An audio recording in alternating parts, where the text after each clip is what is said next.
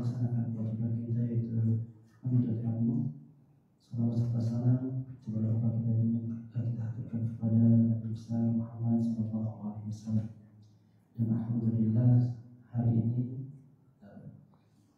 kita bertemu lagi untuk melakukan kajian bersama guru kita Ustaz Ahmad Zainuddin Al-Badari Hafizullah Ta'ala. Alhamdulillah beliau sudah ada di tengah-tengah kita untuk membahas fikih sejarah Rasulullah SAW. Untuk mempersingkat waktu kepada Ustaz oleh Tafadhol Mazkur. Assalamualaikum warahmatullahi wabarakatuh. Bismillahirrahmanirrahim. Innal hamdalillah nahmaduhu wa nasta'inuhu wa nastaghfiruh. ونعوذ بالله من شرور أنفسنا وسيئات أعمالنا من يهده الله فلا مضل له ومن يضلل فلا هادي له وأشهد أن لا إله إلا الله وحده لا شريك له وأشهد أن محمدا عبده ورسوله يا أيها الذين آمنوا اتقوا الله حق تقاته ولا تموتن إلا وأنتم مسلمون يا أيها الناس اتقوا ربكم الذي خلقكم من نفس واحدة وخلق منها زوجها وبث منهما رجالا كثيرا ونساء واتقوا الله الذي تساءلون به والأرحام إن الله كان عليكم رقيبا يا أيها الذين آمنوا اتقوا الله وقولوا قولا سديدا يصلح لكم أعمالكم ويغفر لكم ذنوبكم ومن يطع الله ورسوله فقد فاز فوزا عظيما أما بعد فإن أصدق الحديث كتاب الله وأحسن الهدي هدي محمد صلى الله عليه وعلى آله وسلم وشر الأمور محدثاتها وكل محدثة بدعة وكل بدعة ضلالة وكل ضلالة في النار. Alhamdulillah, kita bersyukur pada Allah Subhanahu wa taala pada hari ini, hari Kamis pagi 16 Rabiul Akhir 1447 Hijriah, bertepatan dengan 9 Oktober 2025. Kita kembali duduk bersama di Masjid At-Tin As-Sambaris dalam sebuah kajian rutin setiap Kamis pagi pekan kedua, membaca kitab Fiqhus Sirah, fikih sejarah Nabi Muhammad sallallahu alaihi wa ala alihi wasallam. Salawat dan salam semoga selalu Allah berikan kepada Nabi kita Muhammad sallallahu alaihi wa ala alihi wasallam, pada keluarga beliau, para sahabat, serta orang-orang yang mengikuti beliau sampai hari kiamat kelak. Dengan nama-nama Allah yang husna dan sifat-sifatnya yang ulia, kita berdoa, Allahumma inna nas'aluka ilman nafi'an wa rizqan tayyiban wa amalan mutaqabbala. Allahumma anfa'na bima 'allamtana wa 'allimna ma yanfa'una wa zidna ilma. Allahumma inna nas'aluka al-afiyah fid dunya wal akhirah. Allahumma inna nas'aluka al-afwa wal afiyah fi dinina wa dunyana wa ahlina wa malina.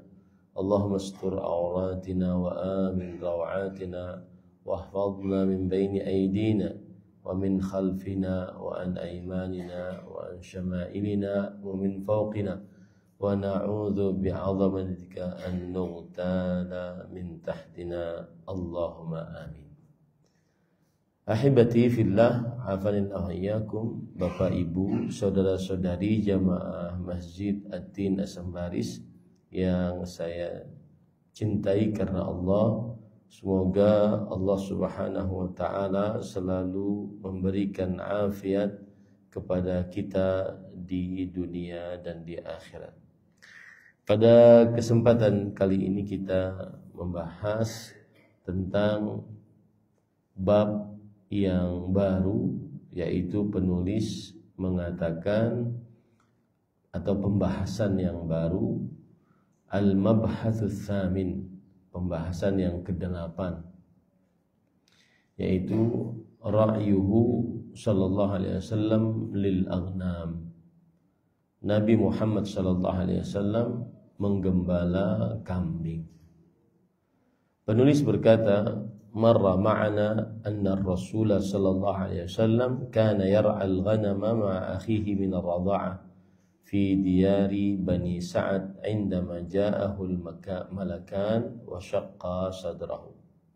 Telah berlalu pada kita bahwa Rasulullah sallallahu alaihi wasallam dahulu pernah menggembala kambing bersama saudara dari sepesusuannya di perumahan keturunan Sa'ad. Perumahan keturunan Sa'ad. Saudara sepesusuannya di sini adalah anaknya dari Halimah. Anak dari Halimah. Dan ketika itu telah datang kepada Rasul sallallahu alaihi wasallam 2 malaikat, dan 2 malaikat tersebut membelah dada Rasul sallallahu alaihi wasallam. Waqad rawa al-Bukhari an Abi Hurairah radhiyallahu anhu qala Rasulullah sallallahu alaihi wa ala alihi wasallam ma min nabiyyin illa waqad ra'a al-ghanam. Dan Imam Bukhari rahimahullah telah meriwayatkan bahwa Nabi Muhammad dari Abu Hurairah radhiyallahu anhu, beliau berkata, Rasulullah sallallahu alaihi wa alihi wasallam bersabda, tidak ada seorang nabi pun melainkan telah menggembala kambing. Kemudian para sahabat bertanya, qalu wa anta ya Rasulullah, engkau jugakah wahai Rasulullah sallallahu alaihi wasallam? Kemudian Rasul sallallahu alaihi wasallam menjawab, qala na'am, kuntu ar'aha ala qararit li ahli Makkah. Ya, aku menggembala kambing-kambing untuk mendapatkan qararit dari penduduk kota Mekah. Qararit adalah dia bagian dari bagian 1 dinar. Jadi kalau ada misalkan di kita ada 1 rupiah, maka 1 rupiah dibagi menjadi beberapa sen gitu. Itulah yang disebut dengan qararit. 1 dinar itu adalah sekitar 4,25 gram emas. Nah, kemudian qararit adalah bagian dari 1 dinar. Bagian dari 1 dinar. Orang menyebutnya qararit. Jadi menggembala kambing dikasih upah dengan qararit. Dan kambing yang dimiliki adalah penduduk kota Mekah. Ini dalil yang menunjukkan bahwa Rasulullah sallallahu alaihi wasallam menggembala kambing. Dan ini dalil juga yang menunjukkan bahwa seluruh nabi menggembala kambing. Wa an Jabir bin Abdullah radhiyallahu taala anhuma qala kunna ma'an nabi sallallahu alaihi wasallam bi marri adh-dhahran wa nahnu najnil kibath faqala an-nabiy sallallahu alaihi wasallam alaikum bil aswad minhu, yang artinya dari Jabir bin Abdullah radhiyallahu anhuma. Kenapa anhuma? Karena Jabir adalah sahabat Rasulullah dan bapaknya Abdullah bin Haram adalah sahabat juga Rasulullah sallallahu alaihi wasallam. Dan antara Jabir dengan bapaknya cuma berbeda 10 tahun. Antara Jabir dengan bapaknya cuma bedanya 10 tahun. Berarti bapaknya nikah umur berapa? Umur 10 tahun. Ya, 10 tahun laki-laki zaman dahulu sudah menikah. Ini menunjukkan bahwa memang pada zaman itu menikah dan menikahi anak yang dianggap mungkin masih kecil ini sudah biasa terjadi. Oleh karena itu Nabi Muhammad SAW ketika menikahi Aisyah radhiyallahu anha saat berumur 6 tahun di kota Mekah, kemudian saat berumur 9 tahun digauli di kota Madinah, maka tidak ada yang mencela akan hal itu karena itu sudah menjadi kebiasaan yang terjadi di tengah mereka pada zaman itu. Jadi kalau seandainya di zaman sekarang ada yang mencela, berarti dia tidak paham tentang sosial, keadaan sosial pada zaman tersebut. Nah, Jabir bin Abdullah radhiyallahu taala anhuma berkata, kami pernah bersama Rasulullah sallallahu alaihi wasallam di sebuah daerah namanya Marrul Dhahran. Wa nahnu najni al-kibath. Al-kibath artinya adalah mengambil buah-buahan yang berasal dari pohon arak. Al-kibas, kami mengambil, najni itu artinya mengambil buah-buahan dari pohon arak. Dan arak adalah pohon yang dikenal dan wangi, kemudian kayunya digunakan untuk sebagai kayu siwak. Kayunya digunakan untuk sebagai kayu siwak. Kira-kira seperti ini pohon-pohonnya. Ya. Ini saya ambilkan beberapa contoh dari kayu arak dan juga pohonnya.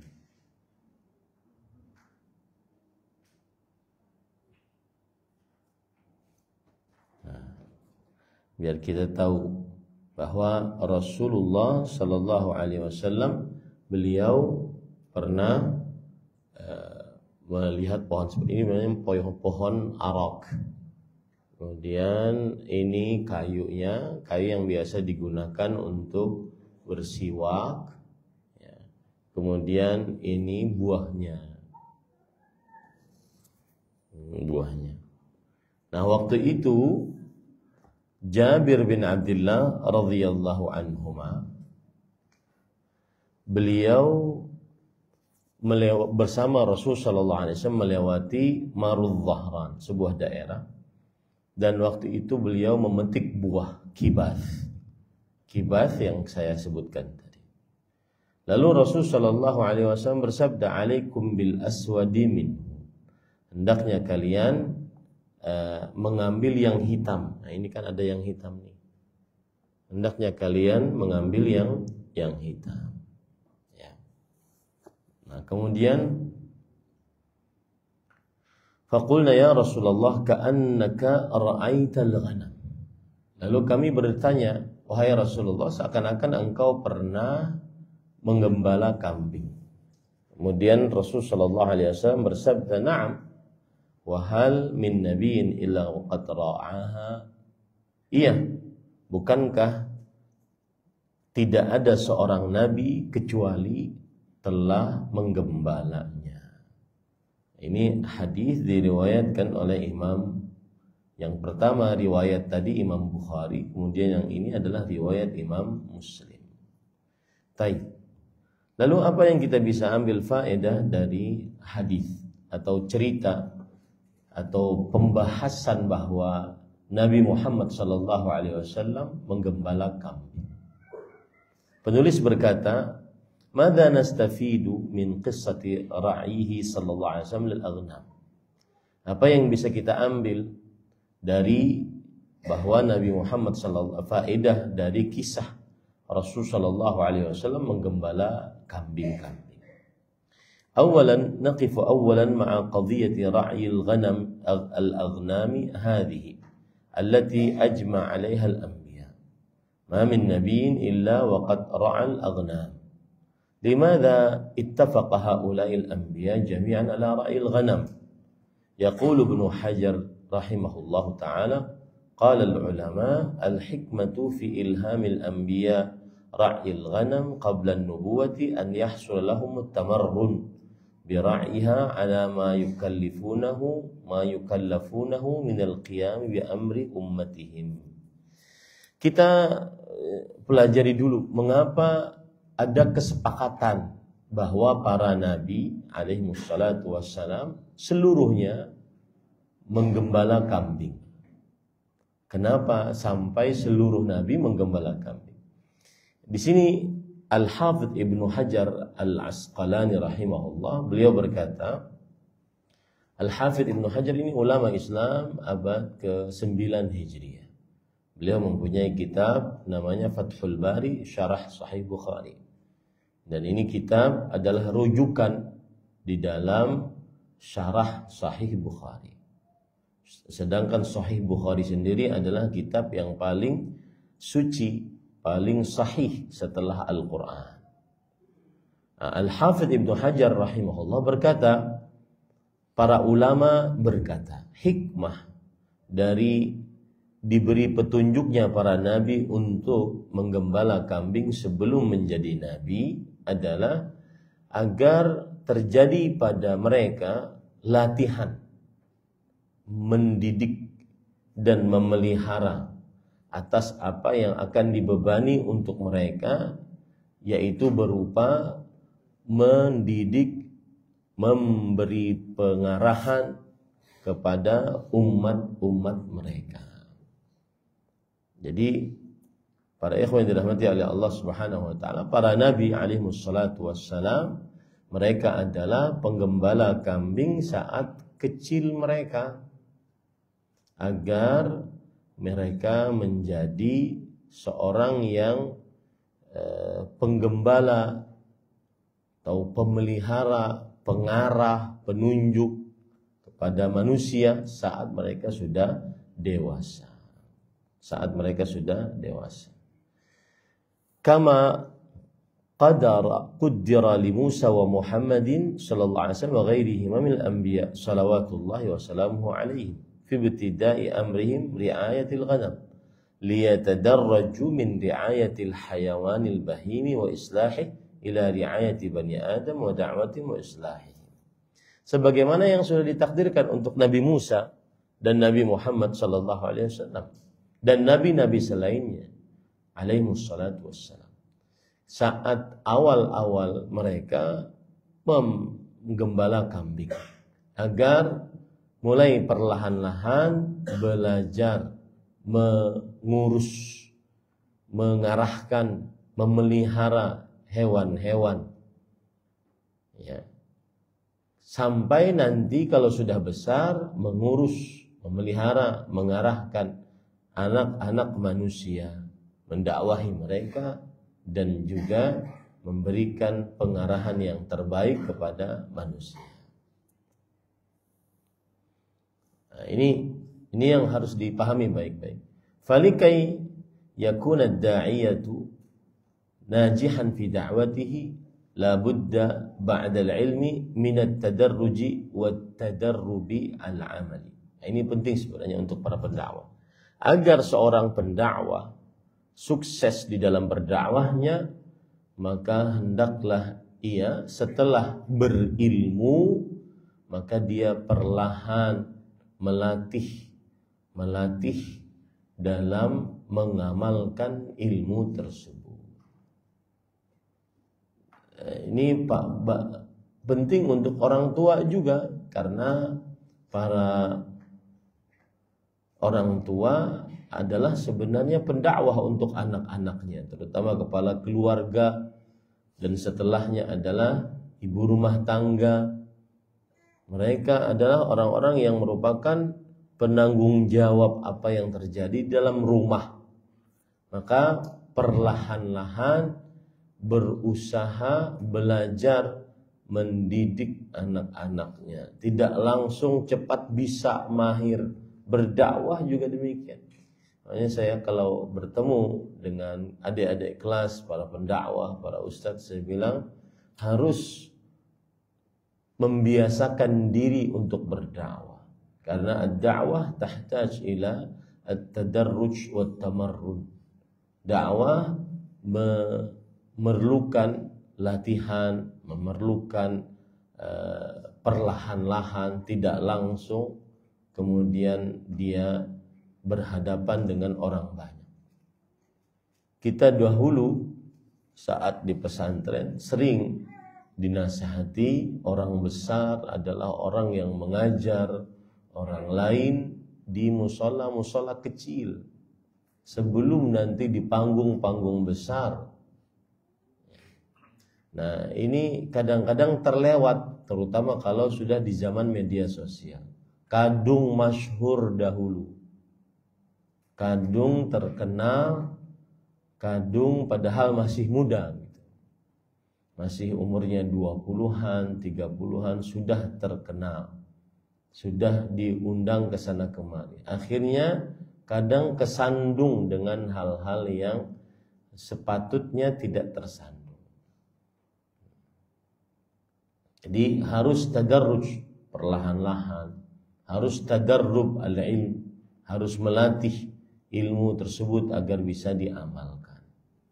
Nah, ini adalah pelajaran pertama dari kisah sejarah Rasul sallallahu alaihi wasallam, mengapa beliau diberi petunjuk oleh Allah dan ditakdirkan oleh Allah untuk menjadi seorang penggembala kambing di masa kecilnya. Di masa kecilnya. Nah. Kemudian thanian fi ra'yil aghnam at-ta'awud 'ala al-hilmi wasyafaqah. Ini juga sangat penting di dalam pendidikan. Di dalam mengurus kambing-kambing ada semacam pelajaran membiasakan diri untuk bersikap hilm dan syafaqah.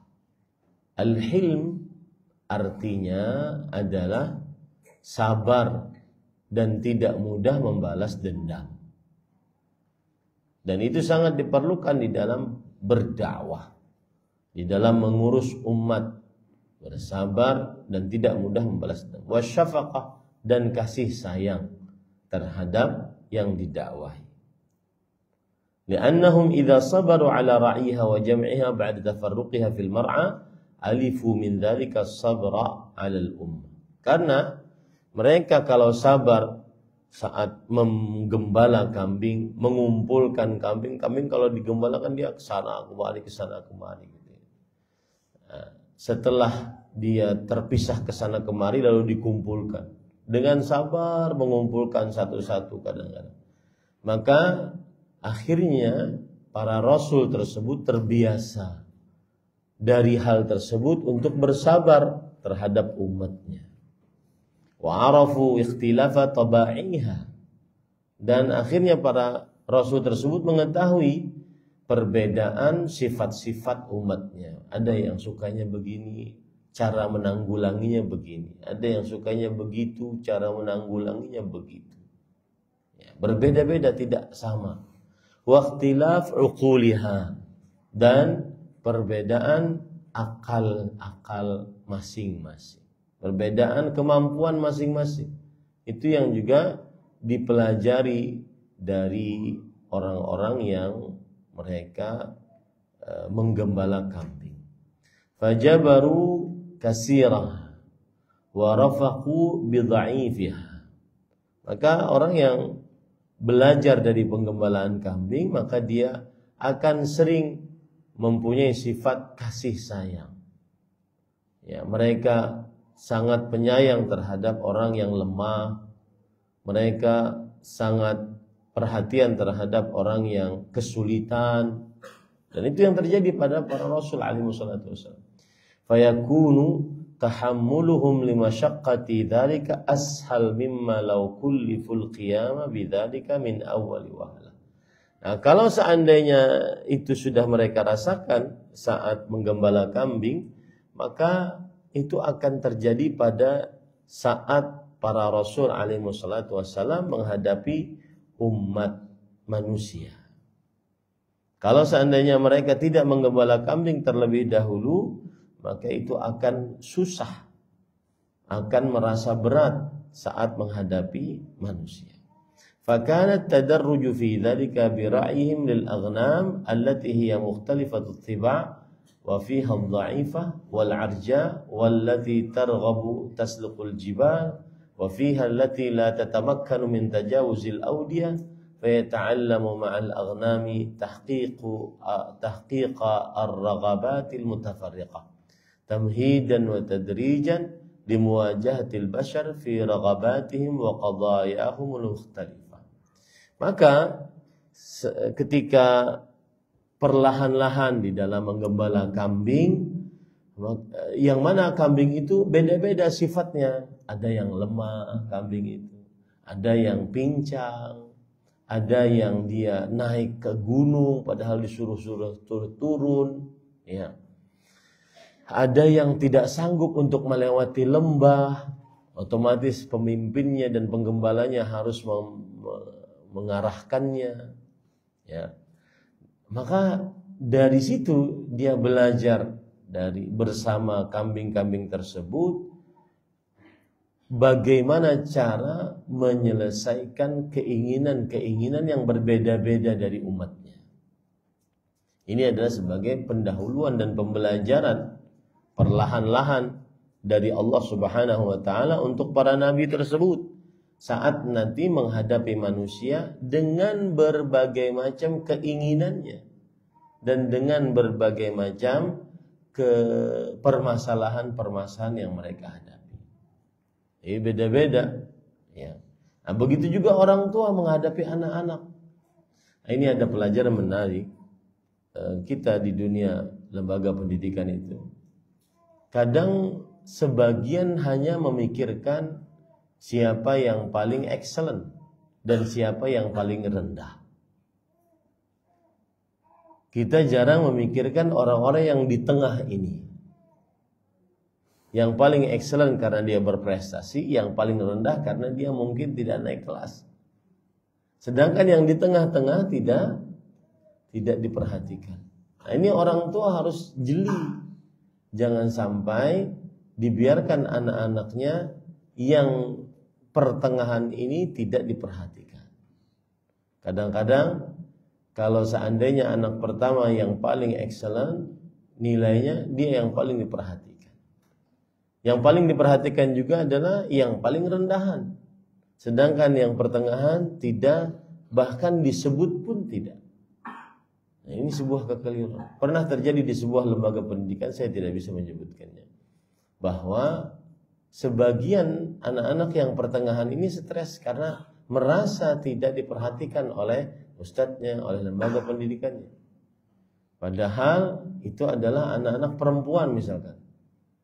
Nah, mereka ini akhirnya karena menganggap mereka tidak dianggap, mereka akhirnya bikin ulah.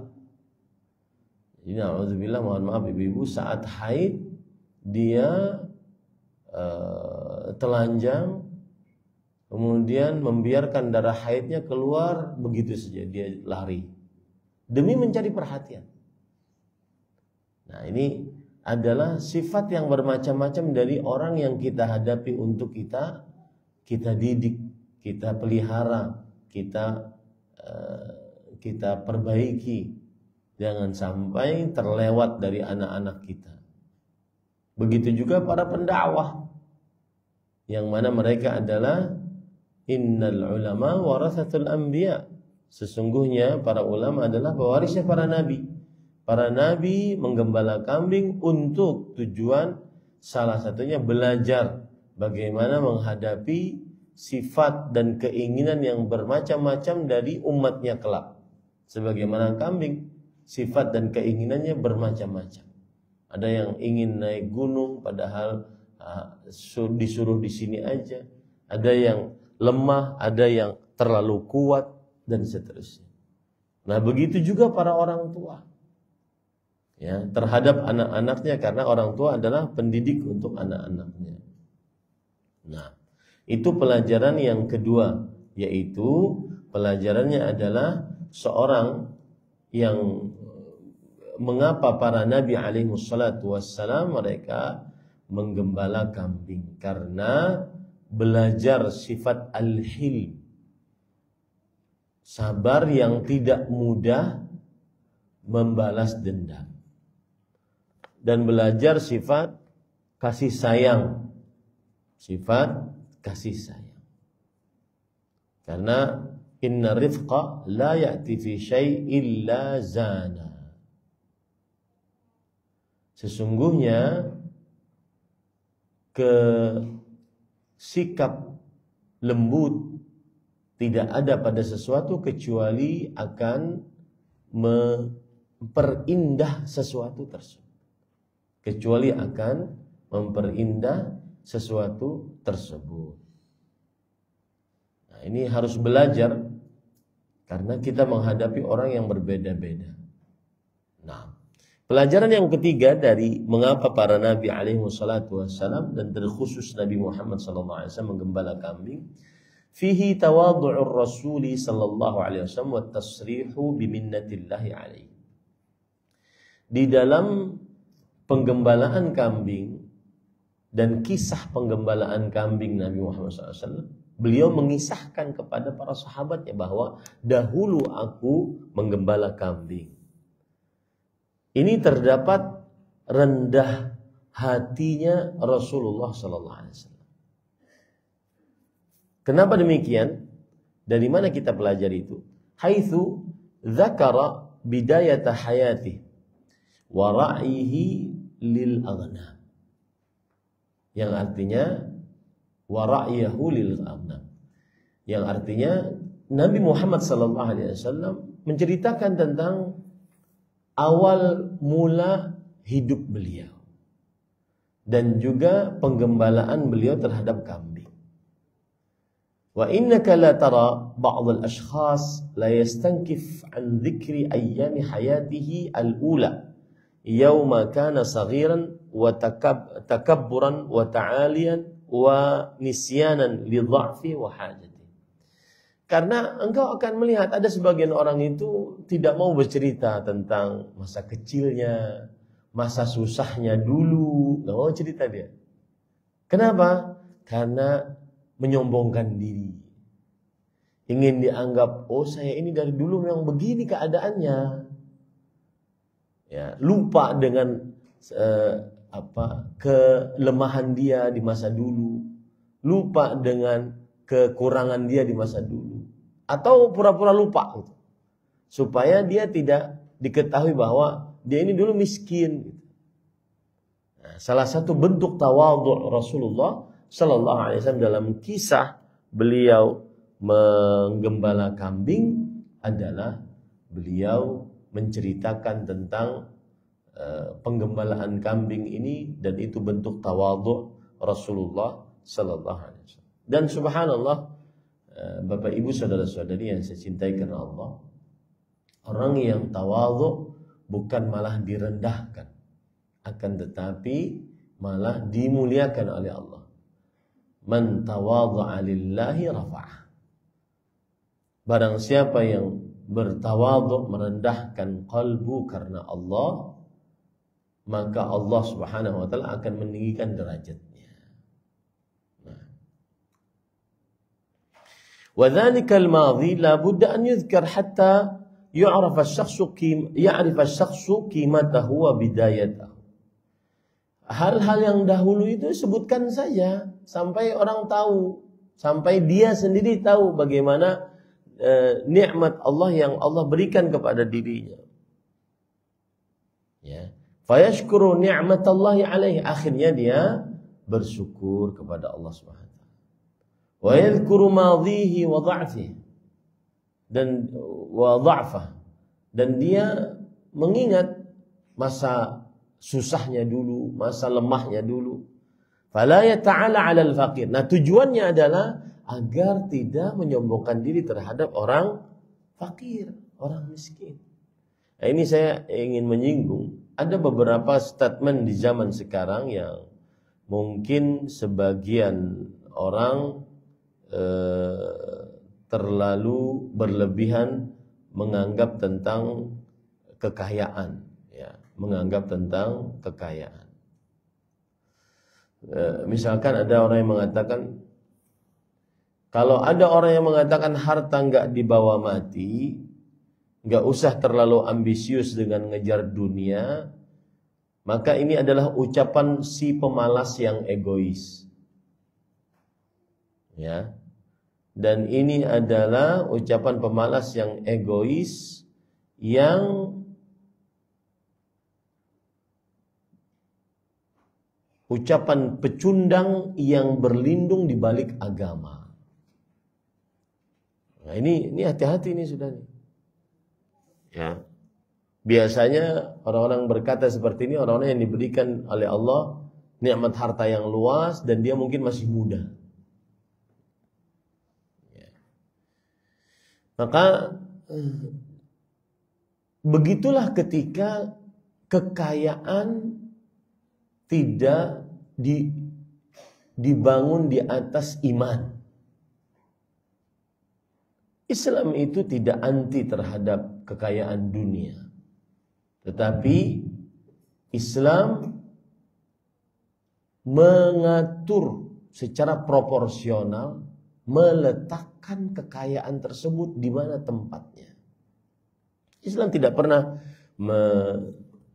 larang orang mencari kekayaan dunia. Bahkan Islam memerintahkan untuk berusaha dan bekerja keras. Nanti kita akan singgung ini. Tetapi Islam menegaskan bahwa tujuan utama hidup bukan dunia, melainkan akhirat.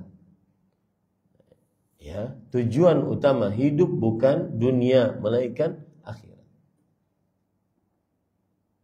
Kalau ada yang berkata seperti yang saya ungkapkan tadi, bahwa pernyataan harta nggak dibawa mati, nggak usah terlalu ambisius mengejar dunia, ini adalah pernyataan pemalas yang egois, pecundang, bertopeng dengan agama. Kalau yang mengatakan itu adalah bukan orang Islam masih mending. Ini kadang-kadang ada sebagian Muslim, bahkan ada yang baru-baru ngaji, baru-baru taubat, mengatakan seperti ini. Ya, hati-hati, jangan asal ngomong. Ya, Islam tidak anti terhadap kekayaan dunia, tetapi Islam menegaskan bahwa tujuan hidup ini bukan dunia, melainkan akhirat. Allah berfirman dalam Al-Quran, "Wabtaghi fima ataka Allahu daral akhirah, wa la tansa nasibaka minad dunya." Dan carilah pada apa yang telah dianugerahkan Allah kepada engkau dari kebahagiaan akhirat. Tapi jangan kamu melupakan bagianmu dari kenikmatan dunia. Surat Al-Qasas ayat 77. Ayat ini menunjukkan keseimbangan. Berusaha di dunia tanpa melupakan akhirat. Atau usaha di dunia untuk keperluan akhirat. Ya. Bukan sebaliknya. Menuhankan ambisi dunia dan kemudian menghinakan orientasi akhirat. Jadi keliru. Orang-orang dimarahin, kalau miskin dimarahin. Tidak ya akhi. Ini tidak benar. Maka kadang-kadang ada perkataan yang kita sebutkan tadi, yaitu orang mengingat tentang kehidupan dia dahulu agar dia bersyukur kepada Allah, dan dia mengingat kelemahan dia dahulu sehingga dia tidak menghinakan orang miskin. Ini hati-hati ini para ikhwan, menghinakan orang miskin. Kenapa tidak menghinakan orang miskin? Karena dia belajar. Dia dulu juga orang miskin. Dia dulu juga menggembala kambing. Maka dia akhirnya tidak menyombongkan diri. Karena dia dulu juga orang lemah. Dia dulu juga orang kecil. Dia tidak menyombongkan diri.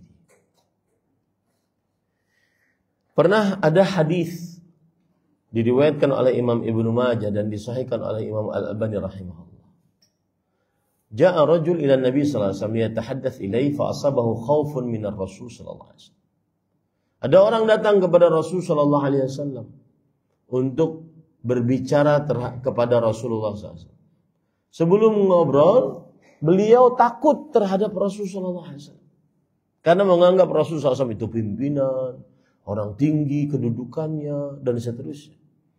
Maka Rasul SAW bersabda, "Hawwin 'alaik, fa inni lastu bimalik, innama ana ibnu imra'ah ta'kulul qadid." Lihat bagaimana beliau benar-benar membuat orang tersebut akhirnya tidak terlalu takut terhadap beliau. Kata beliau, "Tenangkan dirimu. Aku bukan seorang raja. Aku hanya seorang anak laki-laki dari seorang perempuan yang memakan al-qadid." Memakan al-qadid, yaitu daging-daging yang ada pada makanan-makanan yang sedikit. Arti qadid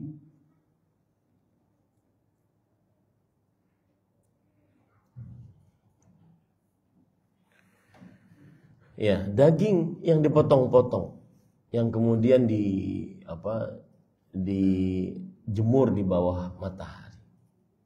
Makanan yang daging yang keras, bukan daging yang empuk. Nah, ini menunjukkan bagaimana tawadhu'nya Rasulullah sallallahu alaihi wasallam. Jadi ketika kita berbicara kisah Rasul sallallahu alaihi wasallam menggembala kambing, terdapat pelajaran agar tawadhu. Beliau menceritakan dahulu beliau menggembala kambing. Di sini kita ambil pelajaran tawadhu'nya Rasul sallallahu alaihi wasallam karena menceritakan keadaan beliau terdahulu. Begitulah kita terhadap orang lain. Praktekkan tawadhu, merendahkan qalbu, merendahkan hati diri kepada orang lain agar tidak menyombongkan diri dengan cara menyebut, "Oh, saya juga dulu begitu, Pak. Kami juga dulu miskin. Kami juga dulu lemah. Kami juga dulu penggembala kambing." Sehingga meskipun sekarang berkedudukan seperti ini, maka tidak sombong dengan orang lain. Dan sombong itu ada dua, menolak kebenaran dan meremehkan manusia, menghina manusia. Itu kesombongan.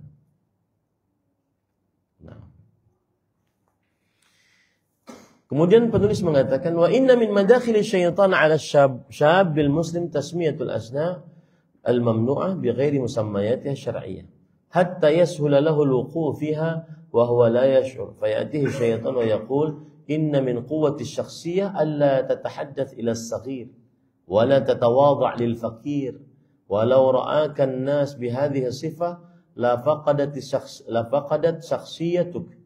ما الفرق هنا بهذا المعنى بين قوة الشخصية والكبر؟ المضمون والنتيجة واحدة، ولكن تسمية الشيء بغير اسمه الصحيح سوغت الوضوء وقوع فيه دون الانتباه لهذا المحجوب. Kemudian penulis mengatakan, kadang-kadang di zaman sekarang ini ada sebagian orang menggunakan istilah-istilah yang sebenarnya istilah itu menunjukkan kepada kesombongan. Seperti misalkan percaya diri, confidence, kekuatan diri. Kita harus punya kekuatan diri. Ternyata sebagian istilah itu digunakan untuk menyombongkan diri. Karena yang dimaksud dengan kekuatan kepribadian, engkau tidak boleh ngobrol sama anak kecil. Ini bahasa mereka, kekuatan kepribadian. Engkau tidak boleh merendah terhadap orang miskin. Kalau engkau terlihat dengan seperti itu, maka engkau berarti tidak kuat kepribadianmu. Ini sama saja sebenarnya dengan sombong. Ya, sama saja dengan sombong. Ada juga sebagian orang begitu. Nabi Muhammad SAW kalau ditemui nggak susah ditemui. Ada sebagian orang Kalau ingin ketemu susah, harus berlapis-lapis. Dan itu terjadi kadang-kadang terjadi pada sebagian pendakwah. Harus berlapis-lapis. Untuk ketemu dengan si fulan harus berlapis-lapis. Ini tidak benar. Ini tidak benar. Ya. Ada yang disebut dengan manhaj para bangsawan. Ya, kalau metodologi tata cara para bangsawan itu susah untuk ditemui. Agar terhormat di tengah jamaahnya susah ditemui. Ini tidak benar. Dan sangat ironi kalau seandainya masuk ke dalam dunia dakwah salaf. Kepada pendakwah-pendakwahnya. Susah dihubungi oleh umatnya. Ditelepon oleh jamaahnya susah. Ini tidak benar pada ikhwan yang dirahmati Allah Subhanahu wa taala. Diundang susah. Harus persyaratan macam-macam. Manajernya 5. Ngalah-ngalahin artis. Ini tidak benar. Habib Husin WA saya, alhamdulillah. Saya cuma pesan satu, jangan kasih nomor ke janda.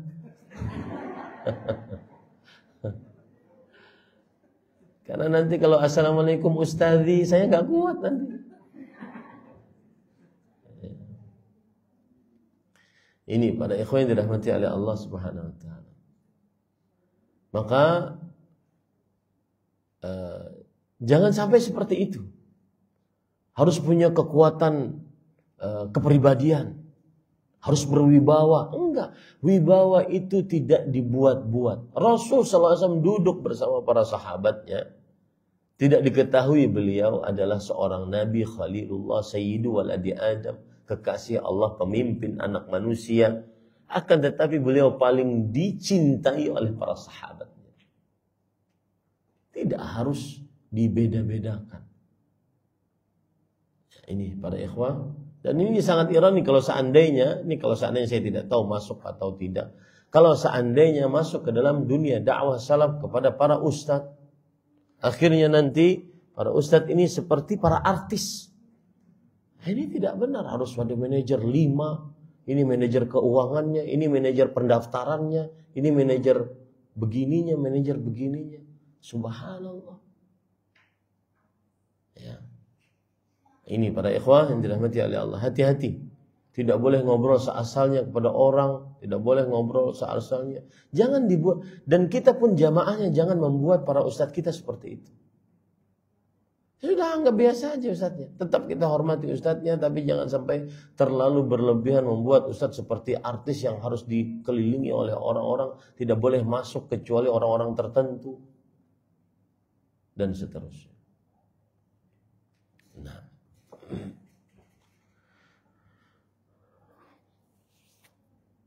Ini beliau menyinggung tentang ada istilah baru yang sebenarnya itu adalah kesombongan. Istilahnya quwwatus syakhsiyah, kekuatan kepribadian. Bertopeng di balik istilah tersebut harus mempunyai kekuatan kepribadian, harus mempunyai wibawa. Akhirnya sebenarnya adalah sama dengan praktek kesombongan. Sama dengan praktek kesombongan. Ini tidak benar pada ikhwan yang dirahmati oleh Allah Subhanahu wa taala. Makanya saya kadang heran kalau seandainya ada orang, alhamdulillah akhirnya bisa ketemu dengan ustaz. Biasa aja kali. Ya. Kenapa harus terlalu begitu dibegitukan? Ini tidak benar. Ya, tidak benar. Biasa saja. Ya, biasa saja.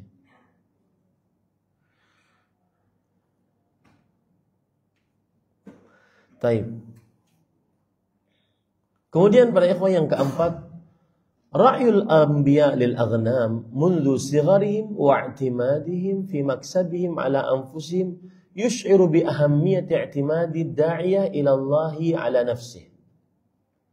وألا يتعلق بما في أيدي الناس لأنه لو تعلق أو مالت نفسه إلى ما في يد غير لجامله والدعوة لا مجاملة لجامله والدعوة لا مجاملة فيها. Para nabi alaihi wassalatu wassalam ketika menggembala kambing dari mulai kecil mereka. Dan mereka mengambil upah dari itu. Kan tadi yang saya ceritakan qararid itu, mengambil upah dari penduduk kota Mekah. Itu memberikan isyarat kepada kita untuk agar seorang pendakwah itu dia senantiasa bersandar, setelah bersandar kepada Allah, kemudian kepada apa yang dia usahakan dari usahanya. Dia bekerja untuk mendapatkan penghasilan agar tidak minta-minta kepada orang. Ya, agar tidak bergantung kepada apa yang ada di tangan manusia. Agar tidak bergantung kepada apa yang ada di tangan manusia. Kenapa demikian? Karena seorang pendakwah terutama, apabila sudah bergantung kalbunya apalagi kepada apa yang ada di tangan manusia, maka dia akan mujamalah. Ini ada visa mujamalah. Mujamalah itu artinya berpura-pura di hadapan orang. Saya beri contoh misalkan, karena saya berharap kebaikan dari orang tersebut, maka saat orang tersebut berbuat kemungkaran, saya tidak enak untuk ingkar mungkar dengan orang tersebut. Karena saya sangat berharap kepada kebaikan orang tersebut. Akhirnya waktu sholat, tetap saja kita ngobrol. Diakhirkan waktu sholat. Kenapa? Gak enak. Karena pesantren dia yang bantu. Karena mobil dia yang belikan. Karena, dan seterusnya. Gak enak. Ya. Nah ini penyebab mengapa Allah Subhanahu wa ta'ala memberikan takdir kepada para nabi agar mereka itu bersandar kepada Allah, kemudian kepada hasil usaha sendiri, tidak bersandar kepada orang lain dengan cara minta-minta, ya, tidak mengerjakan apapun, minta-minta. Dan saya pernah ngobrol dengan Al-Ustadz Al-Fadhil, saudara saya karena Allah, Abu Abdul Muhsin. Beliau mengatakan, sebenarnya kita ini, Ustaz Ahmad kata beliau, harus jauh dari hal-hal yang seperti itu. Kita harus bekerja sendiri. Semua hal yang berkaitan dengan praktek agama harus jauh daripada upah. Bahkan sampai kepada membimbing haji, membimbing umroh. Harus jauh sebenarnya. Apalagi kalau seandainya dalam berdakwah harus ada tarif. Kemudian tadi jatah manajer sekian, jatah ini sekian, jatah ustadznya beda lagi. Ini harus dijauhi. Kalau bisa dia yang membiayai dirinya untuk berdakwah. Makanya saya sangat memotivasi orang-orang yang diluaskan rezekinya agar anak-anaknya menjadi pendakwah. Karena tidak perlu untuk diundang dia yang datang ke daerah tersebut sendiri untuk berdakwah. Tidak perlu dia untuk menunggu undangan dari daerah-daerah yang miskin, yang susah. Hanya sebagian ada terdengar sampai ke telinga, Ustadz kami makan aja susah. Ustadz ini diundang, baru undangan pertama saja, belum nanti setelah kajian, baru undangan 15 juta. Kemudian setelah kajian harus nyetor lagi sekian. Kami ini susah di daerah Ustaz. Ini tidak benar para ikhwan. Ini tidak benar. Ya, maka harus seorang dai mempunyai usaha sendiri untuk dia tidak bersandar. Saya sangat mendukung orang-orang yang diluaskan rezekinya, dia harus hadirkan anak-anaknya untuk menjadi pendakwah agar tidak bergantung kepada jamaah apapun. Ini para ikhwan yang dirahmati oleh Allah. Dan penulis mengatakan di sini, ad-da'wah la majala fiha, la mujamalata fiha. Yang berdakwah itu tidak ada pura-pura di dalamnya, dan ini yang terjadi pada para para sahabat Nabi. Abdullah bin Mas'ud radhiyallahu anhu menceritakan kenapa para sahabat Nabi yang dipilih oleh Allah untuk menjadi sahabat Nabi. Karena salah satu sifat dari banyak sifat yang mereka miliki, mereka adalah a'maquhum ilman, paling dalam ilmunya. Kemudian mereka orang yang paling tidak berpura-pura di hadapan Rasulullah SAW. Tidak ada pura-pura di dalam dakwah. Kalau A, B, tauhid, syirik. Masuk waktu sholat. Ya, bukan tidak enak dengan ustadznya, enggak. Ustadz juga kadang manusia, ada yang dia terkena hawa nafsu melambatkan sholat, maka diingatkan ustadznya. Nah, ini para ikhwan. Wadda'iyah yarba'u binafsi an ya'isha ala sadaqatihim wa a'tayatihim walan yataqabbalan nas mimman yauman ya'khudhu sadaqatihim.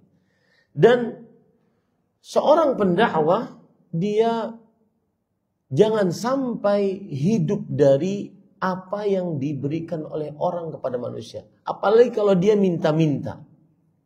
Apalagi kalau seandainya dia minta-minta dari hidup untuk dakwah.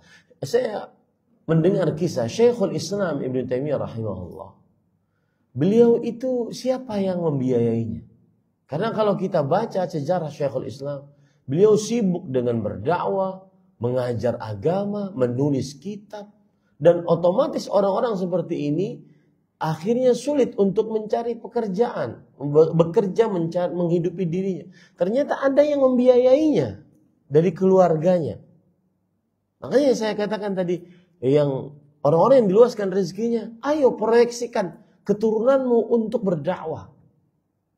Agar dia bisa engkau biayai tanpa harus menunggu pembagian dari orang. Ini para ikhwan yang dirahmati oleh Allah Subhanahu wa taala.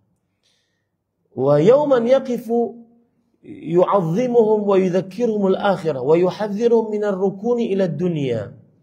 Lihat kata beliau, bagaimana bisa terjadi ini? Kadang dia minta kepada orang tersebut, si pendakwah ini minta kepada orang tersebut, tapi suatu hari dia berkhutbah di hadapan orang tersebut agar ingat akhirat, agar jadi enggak matching gitu. Nggak matching. Padahal dia sangat memerlukan kepada orang tersebut. Dia selalu minta-minta kepada orang tersebut. Akibat dia tidak bekerja untuk mencari penghidupannya. Saya tidak menyinggung di sini yang memproyeksikan dirinya untuk berdakwah, kemudian hampir seluruh waktunya dia gunakan untuk berdakwah. Bahwa dia boleh saja mengambil hadiah dari orang yang memberinya. Tetapi yang kita bincangkan di sini lebih kepada dia adalah prosesnya minta-minta kepada orang. Tidak boleh. Dia bersandar dengan minta-minta kepada orang lain. Enggak, dia harus bekerja. Dia harus bekerja agar dia bisa membiayai dirinya sendiri. Sehingga dia mempunyai izzatun nafs, mempunyai rasa kemuliaan untuk mengambil dari apa yang ada di tangan manusia. Minta-minta dari apa yang ada di tangan manusia. Saya memberikan motivasi dan jalan bagi orang-orang yang diluaskan rezekinya oleh Allah Subhanahu wa taala. Coba antum lihat para pendakwah tersebut. Ustaz, antum dakwah saja Ustaz. Masalah ma'isyah kami yang tanggung. Antum dakwah saja. Ini tidak mengapa kalau yang seperti ini. Dia datang ke sebuah daerah atau dia berdakwah di daerah pedalaman. Kemudian dia si ustadz ini meninggalkan keluarga, menguras waktu dan seterusnya. Tetapi di sampingnya ada yang menanggung si ustadz ini. Nah, ini tidak mengapa yang seperti ini. Tetapi jangan sampai si ustadz ini menjadikan kebiasaannya minta-minta kepada orang. Nah, ini para ikhwan yang dirahmati oleh Allah. Nah, ini salah satu pelajaran yang sangat berarti karena kalau kita lihat hadis-hadis yang berkaitan dengan bekerja dan membiayai nafkah diri sendiri, ini disebutkan oleh Rasulullah sallallahu alaihi wa ala alihi wasallam. Di antaranya misalkan Nabi hadis riwayat Bukhari dari Al-Miqdam bin Ma'di Karib Al-Kindi. Rasul sallallahu alaihi wasallam bersabda, "Ma akala ahadun ta'aman qattu khairan min an ya'kula min amali yadi." Yang artinya tidak ada seorang pun makan makanan apa saja sama sekali yang lebih baik dari dia makan hasil ulah tangan dirinya sendiri. Di sini ada dua makna. Dia yang memasak makanan tersebut, kemudian dia makan. Atau dia bekerja menghasilkan uang, lalu uangnya tersebut dia beli makanan untuk dirinya sendiri. Tidak ada yang lebih baik daripada itu. Daripada dia minta-minta kepada orang lain. Wa inna nabiyallahi Dawud alaihissalam kana yakulu min amali yadihi. Dan Nabi Daud alaihissalam senantiasa makan dari hasil kerjanya sendiri. Kenapa disebutkan Nabi Daud di sini, para ikhwan yang dirahmati oleh Allah Subhanahu wa taala? Disebutkan Nabi Daud di sini adalah karena Nabi Daud alaihissalam beliau yang bekerja pada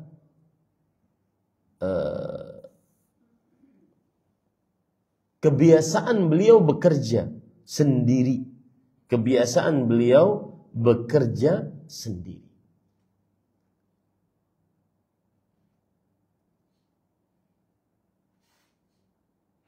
Ada tadi saya baca bahwa kenapa disebutkan Nabi Daud alaihissalam?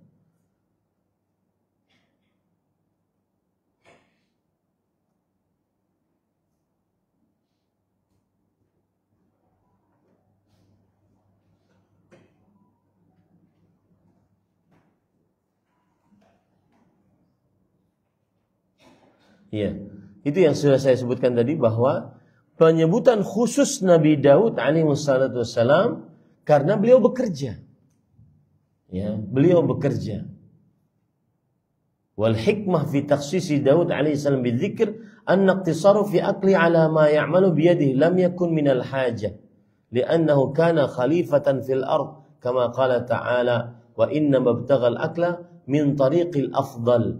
Beliau itu kan sebagai pegawai, tetapi beliau bekerja sendiri agar menghasilkan hasil. Kemudian dari hasil tersebut beliau makan dari hal tersebut. Itulah disebutkan khusus Nabi Daud. Tapi nabi-nabi seluruhnya juga begitu. Baik. Ada faedah yang lain sebagai tambahan adalah, Ustadz, kenapa dikhususkan menggembala kambing? Kenapa tidak menggembala sapi, menggembala onta? Ada beberapa jawaban. Karena kambing dari hewan-hewan yang ada, kambing yang paling lemah dibandingkan onta atau sapi. Itu satu. Yang kedua, karena kambing lebih berpencar dibandingkan onta atau sapi. Kambing lebih berpencar dibandingkan onta atau sapi. Antum kalau seandainya gembala onta, bagaimana caranya? Pegang kepalanya. Kepala, maksudnya yang paling tua dari onta tersebut. Maka onta-onta yang lain akan mengikuti di belakang. Beda dengan kambing. Makanya antum lihatkan di foto, itu biasanya ada penggembalanya di depan, ontanya di belakang kan, ngikut. Nah, di sini terdapat pelajaran menarik. Bulan lalu saya tidak ke sini, padahal ada beberapa hal yang ingin saya sampaikan. Salah satu pelajarannya adalah begini. Perhatikan baik-baik. Para ulama rahimahumullah ta'ala, dan saya dapat faedah ini dari Fadilat Syekh Profesor Dr. Abdul Razak bin Abdul Muhsin. Beliau berkata begini. Yaumuka mithlu jamalik. harimu bagaikan ontamu. In amsakta awalahu tabi'aka akhiruhu. Jika engkau pegang pertamanya, maka akhirnya akan mengikutimu. Harimu seperti ontamu. Jika engkau pegang pertamanya, maka akhirmu akan mengikutimu. Apa maksudnya? Harimu seperti ontamu. Kalau kita, perhatikan Bapak Ibu, kalau kita serius mengurus waktu pagi kita, maka sisa-sisa hari kita pada hari itu akan diberikan keseriusan oleh Allah Subhanahu wa taala. Kecukupan oleh Allah Subhanahu wa taala. Seriuslah pada waktu pagi. Bagaimana Ustadz serius pada waktu pagi? Pertama, bangun dan bisa menjawab azan subuh. Saat azan dikumandangkan, Bapak Ibu sudah bangun dan bisa menjawab azan subuh tersebut. Allahu Akbar, kata muadzin. Kita jawab Allahu Akbar, Allahu Akbar. Sampai akhir. Yang kedua, setelah azan membaca doa setelah azan. Allahumma rabba hadhihi ad-da'wati at-tammah was salatil qa'imah ati Muhammadan al-wasilata wal fadilah wa ba'athu maqaman mahmudan alladhi wa'adta. Siapa yang baca doa ini, halal syafaatnya untuk Rasul, halal syafaatnya untuknya dari Rasulullah sallallahu alaihi wasallam. Kemudian yang kedua, dia mengerjakan sholat antara azan dan iqamah. Raka'atul fajri khairun minad dunya wa fiha. 2 rakaat sebelum subuh lebih baik daripada dunia dan seisinya. Yang keempat, berdoa antara azan dan iqamah. Ad-du'a bainal adhani wal iqamah la yurad. Doa antara azan dan iqamah tidak ditolak. Yang kelima, salat subuh berjamaah. Man shalla subha fi jamaah fahuwa fi zimmatillah. Barang siapa yang salat subuh berjamaah, maka dia dijamin aman oleh Allah Subhanahu wa taala. Dijamin di dalam jaminan Allah Subhanahu wa taala. Keamanannya, rezekinya, kecukupannya dijamin dalam jaminan Allah Subhanahu wa taala. Kemudian setelah salat subuh berjamaah, dia berzikir setelah salat. Zikir setelah salat. Lalu setelah itu yang ketujuh, yaitu dia membaca zikir-zikir dan doa-doa pagi. Zikir pagi. Inilah bentuk keseriusan mengurus waktu pagi. Sampai terbit matahari lalu dia sholat 2 rakaat. Maka siapa yang mengerjakan ini, dia masuk ke dalam kaidah tadi. Yaumuka mithlu jamalik. Harimu seperti ontamu. In amsakta awwalahu, jika engkau serius mengurus waktu pagimu, tabi'aka akhirahu. Maka sisa hari-harimu akan diurus oleh Allah Subhanahu wa taala. Dicukupkan. Dicukupkan keamanannya, dicukupkan penjagaannya, dicukupkan rezekinya, dicukupkan afiatnya oleh Allah Subhanahu wa taala. Imam Ibnu Qayyim menambahkan, kata beliau, yaumuka mithlu syababik. Harimu bagaikan masa mudamu. Man syabba ala syai' syabba alaih. Siapa yang di masa muda dia punya kebiasaan baik, maka di masa tua dia juga mempunyai kebiasaan baik. Artinya apa? Siapa yang di pagi harinya serius dia ngerjakan yang sudah saya sebutkan tadi dari 7 sampai 8 tadi, ya, maka di akhir harinya dicukupkan oleh Allah Subhanahu wa taala. Amalan tuh kerjakan. Dalilnya apa Ustaz? Itu kan tadi perkataan para ulama, perkataan Syekh Abdul Razzaq, perkataan Imam Ibnu Qayyim, kaidah yang disebutkan. Itu kan kaidah disebutkan oleh mereka. Dalilnya apa? Dalilnya hadis riwayat Imam Muslim dari Abdullah bin Mas'ud radhiyallahu anhu. Beliau suatu ketika duduk bersama para sahabatnya. Kemudian setelah itu ketika pagi hari beliau bertanya kepada para sahabatnya, hal tala'atis syams, apakah matahari telah terbit? Kemudian kata para sahabatnya, lamma ba'd, belum. Kemudian ketika sudah terbit matahari, baru beliau berkata, alhamdulillah alladzi aqalana lihadzal yaumana hadza. Ketika sudah serius mengerjakan waktu pagi tadi dengan yang saya sebutkan tadi, 7 sampai 8 perkara tadi, maka Abdullah bin Mas'ud mengatakan, segala puji bagi Allah yang telah mencukupkan kita untuk hari ini. Padahal harinya belum dilalui.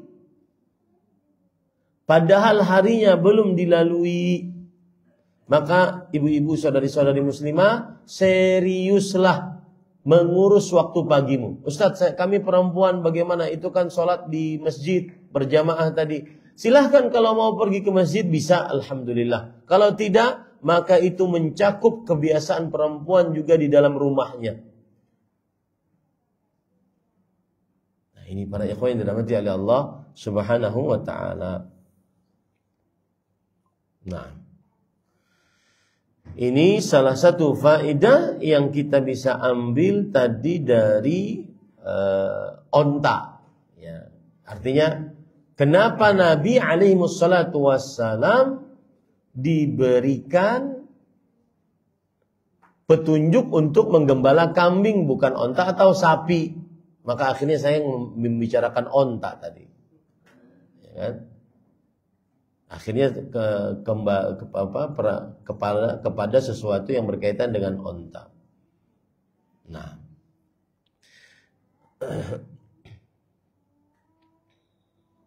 Nah, kemudian para ikhwan yang dirahmati oleh Allah Subhanahu wa taala,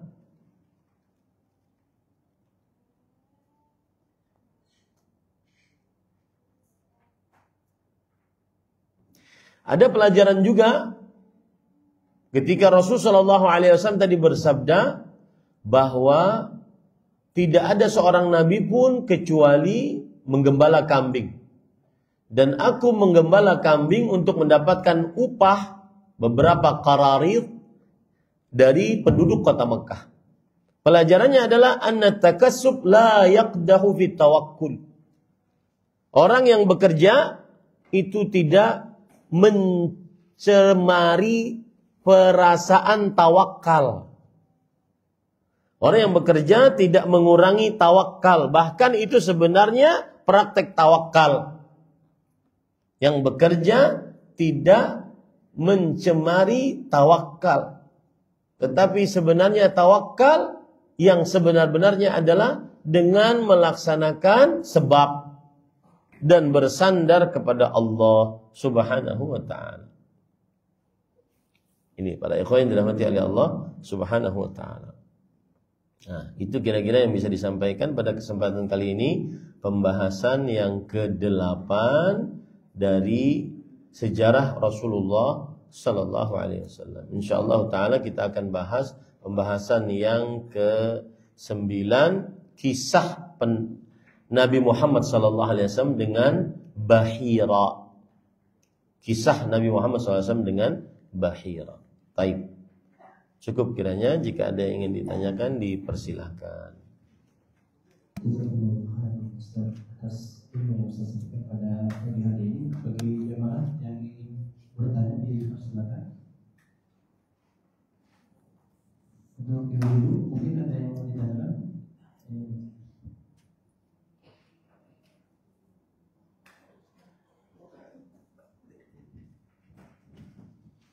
Assalamualaikum Ustaz. Waalaikumsalam warahmatullahi wabarakatuh. Maaf Ustaz, karena mau bertanya karena ketidakpahaman anak Ustaz. Dari riwayat-riwayat atau cerita mengenai kesederhanaan Nabi Ustaz.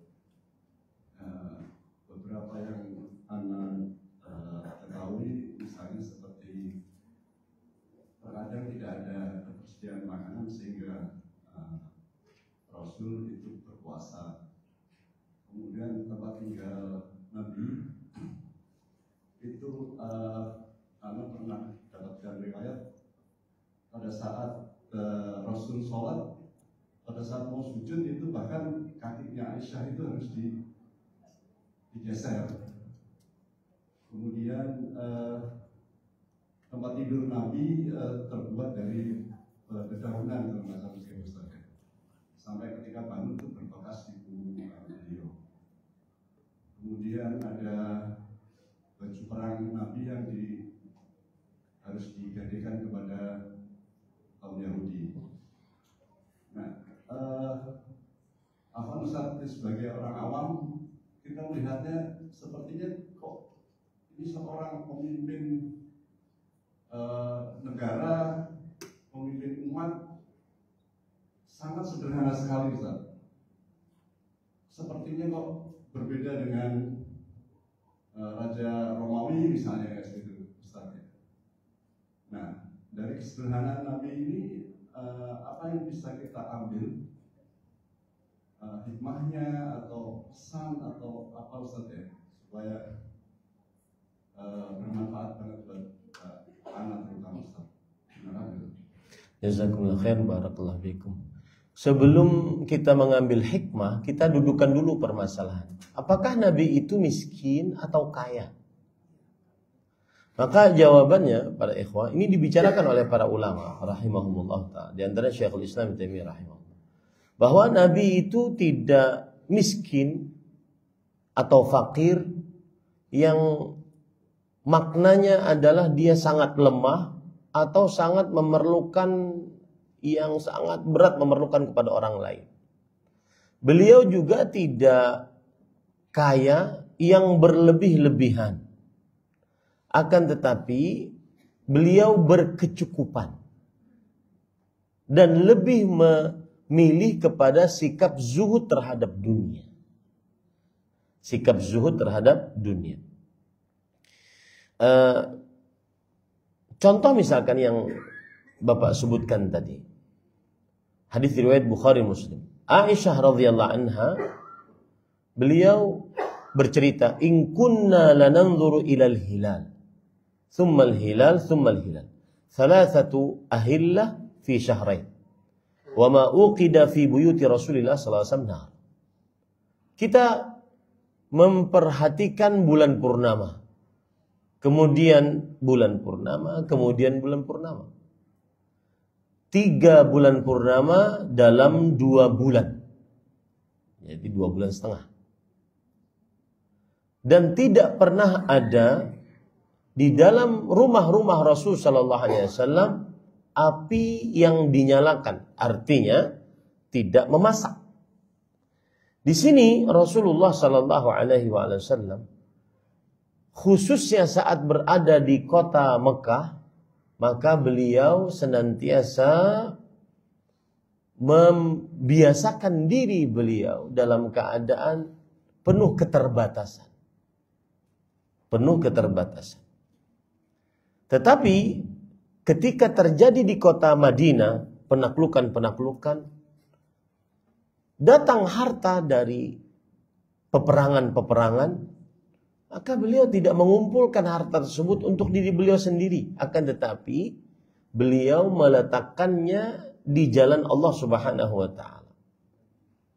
Bahkan kan beliau mendapatkan harta, dan bahkan beliau pernah bercerita, saya punya emas, saya tidak menginginkan saya mempunyai emas segunung Uhud, dan itu emas ada pada diri saya selama 3 hari. Kecuali saya bagikan, kecuali saya sisakan untuk bayar hutang. Nah, ini menunjukkan bahwa beliau ingin mengajarkan kepada umatnya untuk bersikap zuhud terhadap dunia. Apa zuhud itu? Bukan tidak boleh kaya, enggak, salah itu. Tetapi tidak meletakkan kekayaan di dalam qalbu, yang akhirnya semuanya diukur dengan dunia. Saya mau berteman karena satu level, gajinya sama 25 juta per bulan. Saya mau punya teman karena satu level, karena sama-sama punya villa. Saya mau teman karena satu level, karena tinggal sama-sama di perumahan yang mahal dan seterusnya. Nah, itu artinya dia sudah meletakkan kekayaannya di dalam qalbunya. Itu yang tidak diinginkan oleh Rasul sallallahu alaihi wasallam. Itu satu. Yang kedua, yang paling utama sebenarnya adalah kekayaan saat di akhirat. Yang paling utama sebenarnya adalah kekayaan saat di akhirat. Ini terjadi ketika Rasulullah sallallahu alaihi wasallam beliau ditemui oleh Umar bin Khattab radhiyallahu anhu. Masuki rumah, kemudian di ruang rumah tersebut tidak ada sesuatu apapun dalam rumah beliau. Hanya ada qirbah, tempat meminum air, tempat menyimpan air yang terbuat dari kulit dan digantung di sebuah dinding. Itu saja. Lalu Umar bin Khattab radhiyallahu menangis, "Ya Rasulullah, ud'u Allah falyuwassi' ala ummatik." Wahai Rasulullah sallallahu alaihi wasallam, berdoalah engkau kepada Allah Subhanahu wa taala agar Allah meluaskan kekayaan untuk umatmu. Kenapa demikian? Wahai Ibnu Khattab, wahai Umar bin Khattab, fa inna Faris war Rum, mereka orang Persia, Romawi, Yahudi, Nasrani, alamahum alaih. Padahal mereka orang-orang musyrik. Tetapi mereka diberikan keluasan kelapangan rezeki oleh Allah Subhanahu wa taala. Apa jawab Rasulullah sallallahu alaihi wasallam? Kata Rasul sallallahu alaihi wasallam, "Awa fi syakkin anta ya Ibnu Khattab?" Apakah engkau dalam keraguan-raguan wahai Ibnu Khattab? Ama tarda an yakuna lahumud dunya wa lana al-akhirah? Apakah engkau tidak ridha mereka memiliki dunia dan kita memiliki akhirat?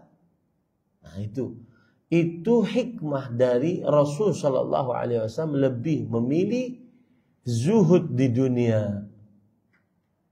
Tidak mendewakan dunia karena ingin lebih memiliki kekayaan akhirat yang kekal abadi, yang sempurna nikmatnya dibandingkan kekayaan dunia. Itu para ikhwan yang dirahmati oleh Allah Subhanahu wa taala. Makanya Rasulullah SAW kemudian bersabda, "Ulaika qaumun ujjilat lahum thayyibatun fi hayatid dunya." Mereka adalah orang-orang yang disegerakan keindahan-keindahan mereka, kenikmatan-kenikmatan mereka di kehidupan dunia. Nanti di akhirat yang ada cuma siksa, siksa, dan siksa. Nah, beliau ingin mengajarkan kepada umatnya, umat Islam jangan seperti itu. Tetapi harus di-note di sini, harus digarisbawahi di sini.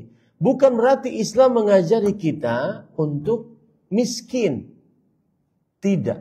Tetapi Islam mengajari kita carilah kekayaan untuk akhiratmu. Jangan mencari kekayaan untuk kekayaannya. Tetapi kekayaan dicari untuk agar selamat di akhirat, agar bahagia di akhirat. Tujuan utama bukan kaya, tujuan utama adalah agar kekayaan tersebut bisa bermanfaat untuk orang lain. Untuk Islam dan kaum muslimin. Seperti misalkan 10 orang yang dijamin surga oleh Rasulullah sallallahu alaihi wasallam. Abu Bakar fil jannah, Umar, Uthman, Ali, Abdurrahman bin Auf, Sa'ad, Sa'id, Talha, Zubair, Abu Ubaidah bin Jarrah. 10 orang dijamin masuk surga. Mereka itu saudagar kaya. Tetapi kekayaan mereka tidak pada hati mereka. Buktinya Abu Bakar As-Siddiq ketika bersedekah, apa yang kau tinggalkan? Hanya Allah dan Rasulnya. Semua hartanya sedekahkan. Kaya itu, orang kaya. Utsman bin Affan terkenal dengan Jaisul Usrah, pasukan yang sulit. Artinya saat itu sedang paceklik, Rasulullah SAW ingin berperang, menaklukkan sebuah kota, tapi tidak ada bekal. Kemudian beliau sedih sekali, karena tidak ada bekal. Datanglah Utsman bin Affan dengan 70 onta lengkap dengan makanan yang ada di atas ontanya. Sampai beliau mengatakan, "Ma dharra Utsman ma fa'ala ba'da al-yawm." Beliau kemudian sumringah tersenyum. Kemudian beliau berkata, Utsman bin Affan tidak akan ada yang membahayakannya setelah apa yang dia lakukan saat ini. Tidak mungkin jihad di jalan Allah tanpa kekayaan. Nah, ini menunjukkan bahwasanya Islam tidak mencela kekayaan, tapi jangan diletakkan di dalam kalbu. Jangan kemudian gara-gara kekayaan menghalalkan segala cara. Gara-gara kekayaan kemudian meninggalkan yang diperintah, melanggar yang dilarang. Nah, ini tidak boleh. Nah, itu Pak hikmahnya. Ya. Lalu Ustaz, sikap kita sebagai seorang muslim bagaimana? Persis contoh Rasulullah SAW. Jika engkau ditakdirkan oleh Allah untuk menjadi orang yang dilapangkan rezekinya, maka gunakan kekayaanmu untuk Islam dan kaum muslimin. Karena itulah kekayaan harta yang hakiki. Ada orang mengatakan tadi kan yang saya sebutkan tadi, ini ucapan pecundang yang bersandar atau bertopeng di balik agama. Gak usah kerja, harta gak dibawa mati. Maka kita katakan, wahai saudaraku, memang hartamu gak dibawa mati. Kan benar atau tidak? Harta gak dibawa mati, emang benar itu. Sebuah kenyataan itu. Sekaya apapun orang. Ada orang punya rumah 5 tingkat di atas tanah 10.000 hektar. Jangan. Kolam renangnya 5. Jangan. Mau renang siapa itu kolam renang 5? Itu nggak dibawa mati, benar nggak? Itu nggak dibawa mati, emang nggak dibawa mati. Yang dibawa mati adalah yang diletakkan di jannah. Yaqulu ibnu Adam mali. Anak Adam, hadis surah Rasul. Anak Adam sering mengatakan ini harta saya, ini harta saya, ini harta saya. Ini kadang-kadang ada juga yang tawadhu tidak pada tempatnya. Rumahnya sudah besar gitu. Ustaz silahkan masuk ke gubuk kami. Gubuk gimana? Gedongan. Enggak, Ustaz silahkan masuk, sudah biasa aja, enggak usah. Ustaz silahkan masuk ke gubuk kami. Enggak usah berpura-pura. Ah, itu bedanya sebagian manusia dengan sahabat Rasulullah SAW. Nah, para ikhwan yang dirahmati oleh Allah, orang-orang sering mengatakan ini harta saya, ini perusahaan saya, ini segini.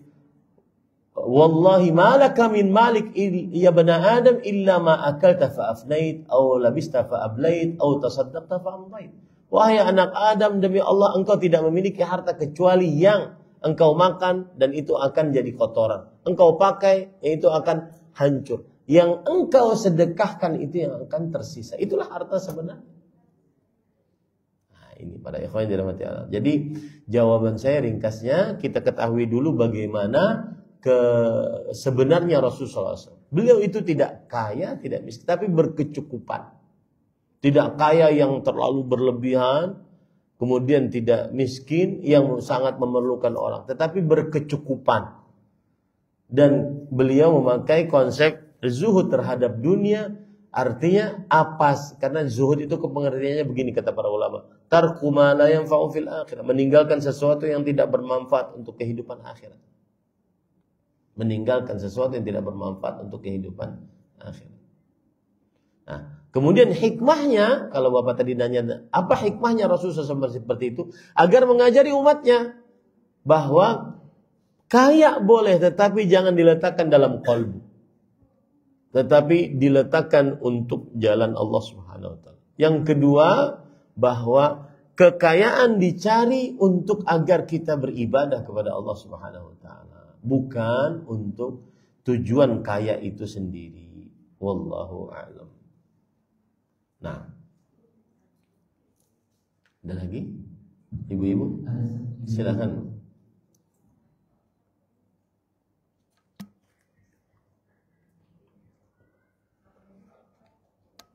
Waalaikumsalam warahmatullahi wabarakatuh.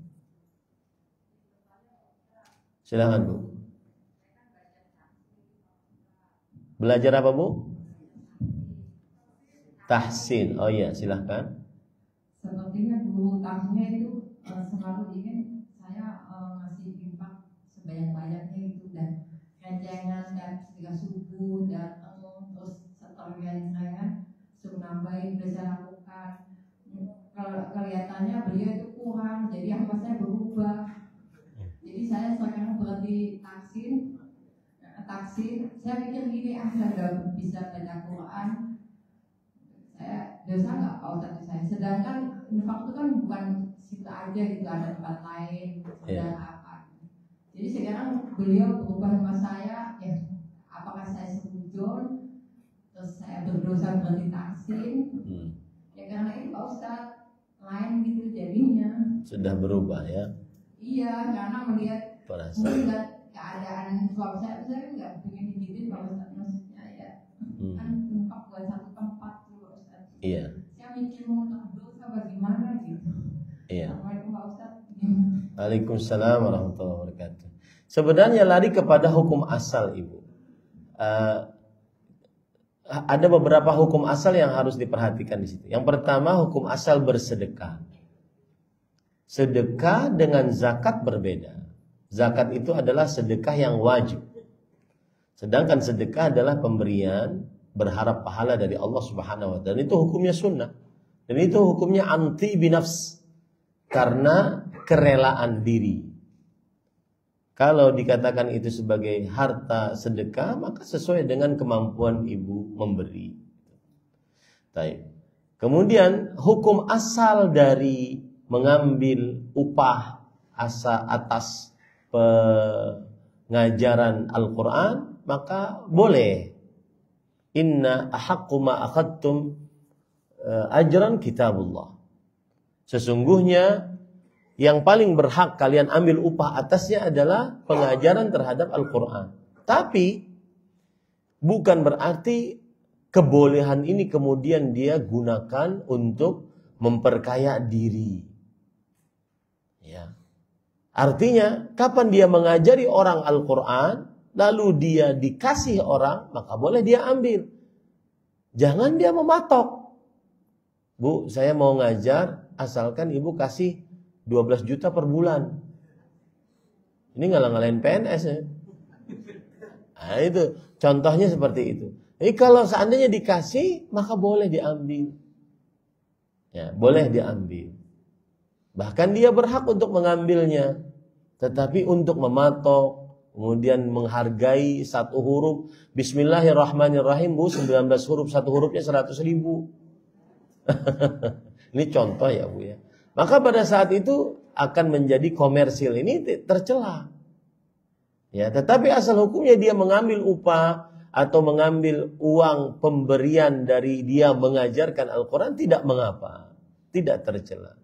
Cuma jangan sampai menjadikan dia komersil di dalam hal tersebut. Nah, adapun menjawab fenomena yang Ibu sampaikan tadi, kembali kepada hukum asal Bu. Ibu jika memang ingin bersedekah, sedekahlah sesuai dengan kerelaan qalbunya, sesuai dengan keikhlasannya. Ya, kerelaan qalbu lebih tepatnya. Agar nanti jika rela mengeluarkan apa yang ada dari uang, ibu akan ikhlas. Ya. Kalau seandainya tidak rela, maka jangan dikeluarkan karena nanti akan menjadi ketidaknyamanan yang mengurangi keikhlasan. Yang paling utama dalam beramal kan keikhlasan. Kemudian yang kedua, nasihat untuk si guru tersebut. Kalau memang dia ingin mendapatkan yang lebih, maka dia harus berusaha dari yang lain. Jangan bersandar dari mengajarkan Al-Quran tersebut. Karena pengajaran Al-Quran sebenarnya dia hanya berharap dari pahala dari Allah Subhanahu wa taala. Kalau diberi, maka dia ambil karena itu boleh untuk mengambilnya. Tetapi untuk berharap dari situ keperluan hidupnya, maka jangan. Nah, apakah kita kemudian masuk ke dalam suudzan Ustaz?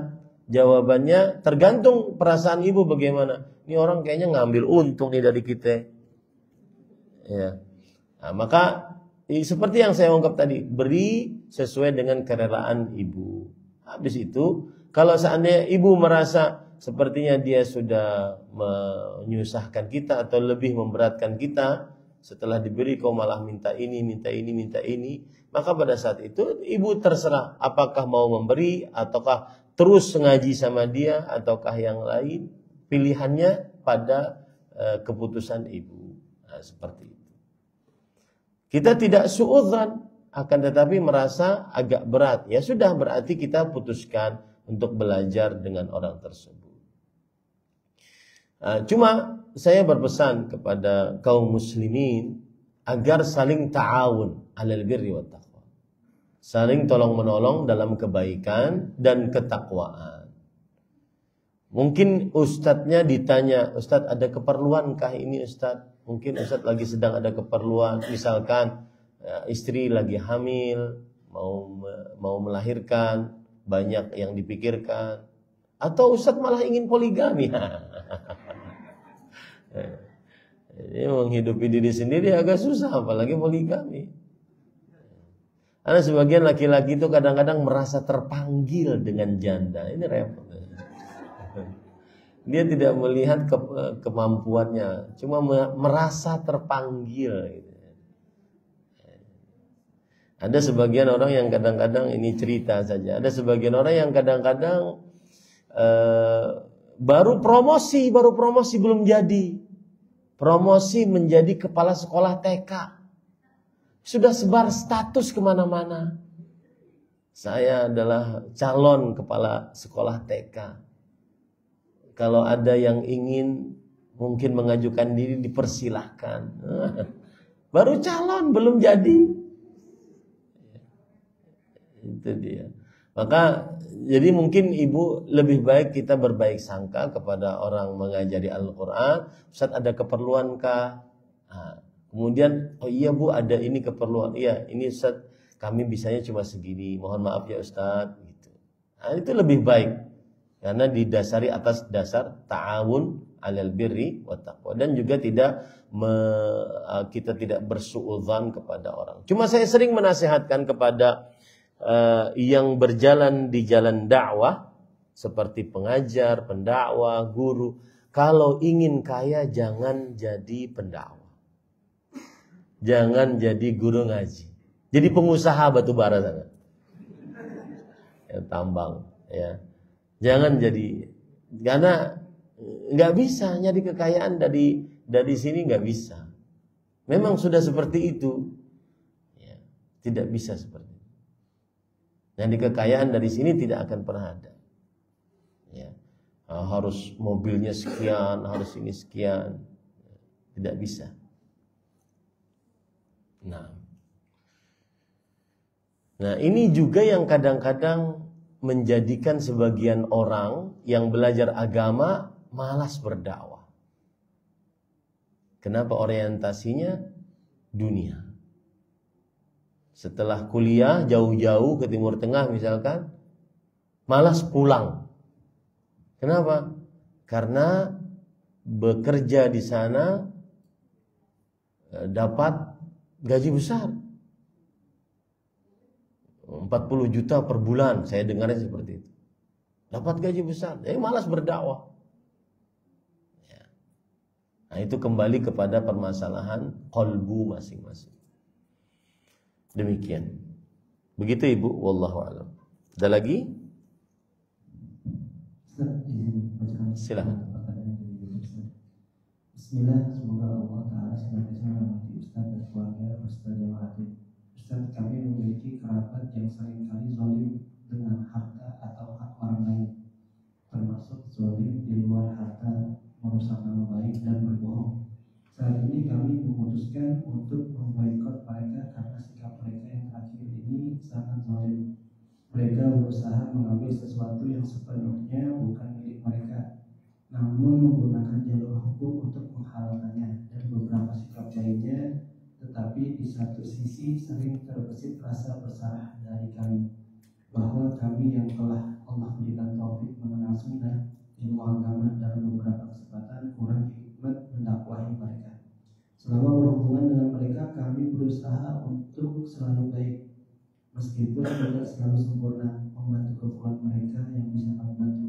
Namun memang tidak terlalu sering mendakwahi mereka dalam urusan agama. Terkadang salah satu dari kami lisannya masih menyakiti mereka ketika berinteraksi. Kami seringkali bertengkar dalam waktu yang lama kemudian berbaikan. Bagaimana sikap yang tepat bagi kami saat ini? Apakah memulai untuk berhubungan kembali? Jazakallahu khairan. Bismillah, alhamdulillah.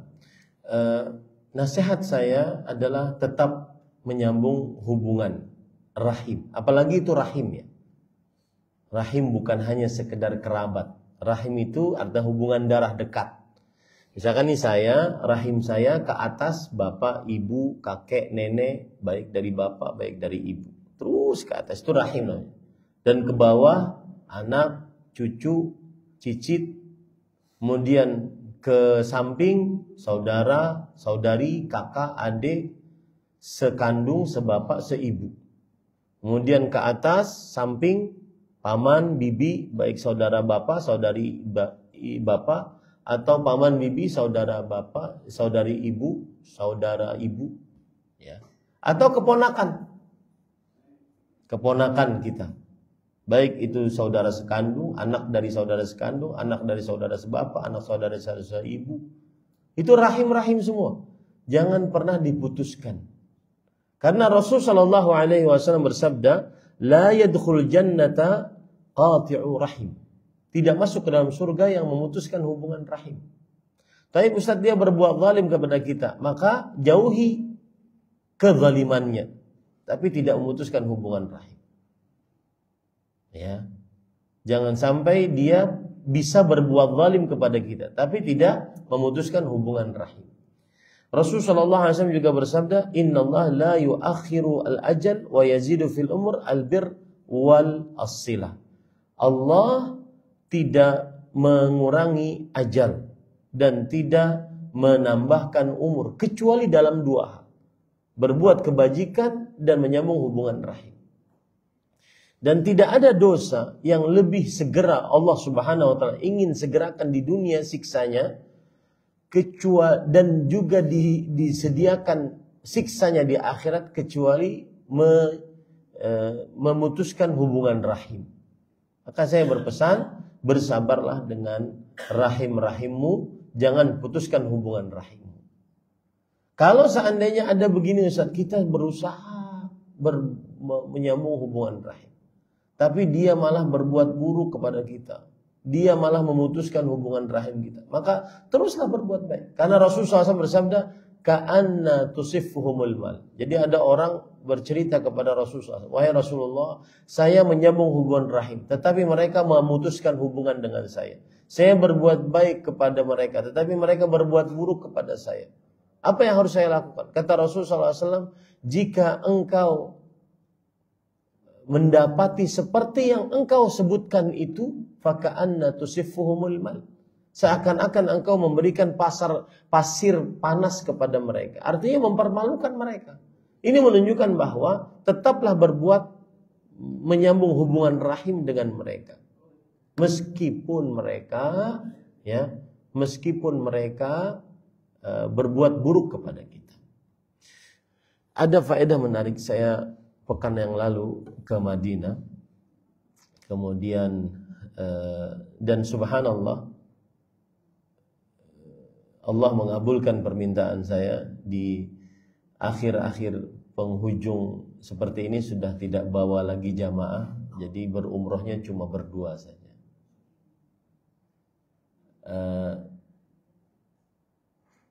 Dan di majelis Syekh Abdul Razak saya dapat faedah menarik yang berkaitan dengan tadi. Allah di dalam Al-Quran menyebutkan Al-Wadud, Ghafurul Wadud. Allah itu maha pengampun dan maha wadud, maha pencinta. Ini permasalahan qalbu ya, perhatikan baik. Allah itu pengampun dan pencinta. Artinya apa? Ada hamba yang berbuat dosa, lalu dia bertobat, Allah ampuni. Dan setelah itu bukan hanya sekedar Allah ampuni, tetapi Allah cintai hamba tersebut. Beda dengan manusia. Kita mungkin bisa memaafkan kesalahan orang lain. Iya Ustaz, saya maafkan dia. Cuma ketemu kayaknya nggak lagi deh Ustaz. Ya kan? Berhubungan dengan dia nggak lagi deh Ustaz. Tapi saya maafkan Ustaz. Itulah bedanya Allah dengan manusia. Wallahi Pak, kalau kita tanamkan di dalam qalbu kita perasaan itu, niscaya kita akan mencintai Allah Subhanahu wa taala. Dan saat cinta itu besar terhadap Allah, saat itu kita sangat taat kepada Allah Subhanahu wa taala. Beda Allah dengan makhluk. Kita berdosa, tetapi kita dipanggil, ya ibadiyalladzina asrafu, wahai hamba-hambaku, kesini. Tumbuhkan Pak rasa cinta kepada Allah. Itu adalah penggerak iman. Itu adalah mesin penggerak saat kita sedang futur, saat kita sedang tidak enak hati, saat kita sedang banyak masalah. Ada Allah yang maha pencinta terhadap hamba-Nya. Ini penjelasan indah sekali. Ini dijelaskan oleh Imam Al-Qayyim rahimahullah. Termasuk hal yang sangat indah dalam kehidupan seorang muslim. Dia memiliki Allah yang mencintai hamba-Nya. Sebesar dosa kita saat kita bertobat, Allah bukan marah. Allah malah mencinta hamba tersebut. Nah, beda dengan manusia, Pak. Berat mungkin kita memaafkannya. Tetapi itulah faedah kita belajar tentang ma'rifatullah, mengenal Allah Subhanahu wa taala. Sebagaimana Allah memaafkan hamba-Nya yang berdosa, maka apa beratnya kita memaafkan orang yang pernah berbuat zalim terhadap diri kita. Apalagi itu rahim kita. Dan janjinya surga, Pak. Wal 'afina 'anil nas, yang memaafkan manusia, janjinya surga. Apalagi itu rahim. Maka maafkanlah orang-orang yang pernah berbuat zalim. Boleh kita berdoa keburukan atas orang yang pernah menzalimi kita, boleh. Tetapi memaafkan lebih utama. Ini pelajaran menarik yang luar biasa. Memang duduk di majelis para ulama itu berbeda. Sangat berbeda. Di majelis yang dibacakan di dalamnya ayat-ayat Al-Quran, hadits Rasul, penuh dengan ketenangan qalbu.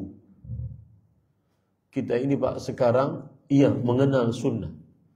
Tapi kita harus naik kelas. Caranya bagaimana? Lebih mencintai Allah Subhanahu wa taala. Caranya salah satunya adalah ingat zat yang kita ibadahi itu sangat mencintai kita, Pak. Allah itu memberi kepada kita bukan saat kita minta saja. Saat kita tidak minta, Allah kasih kita. Dan itu yang membuat diri seseorang akhirnya imannya itu makmur di dalam qalbunya. Itu yang membuat diri seseorang akhirnya dia tidak pernah mengeluh kepada makhluk. Kalau ibu-ibu kumpul dengan ibu-ibu yang lain, nggak pernah dia cerita-cerita yang sedih-sedih tentang kehidupannya. Dia hanya bercerita kepada Allah. Karena dia yakin Allah lebih mencintai dia dibandingkan teman-temannya. Bahkan cinta Allah, Pak, lebih besar kepada hambanya dibandingkan cinta seorang ibu kepada anaknya. Cinta Allah kepada hambanya lebih besar dibandingkan cinta seorang ibu kepada anak. Berusahalah Bapak Ibu, saat kita sedang sholat, itu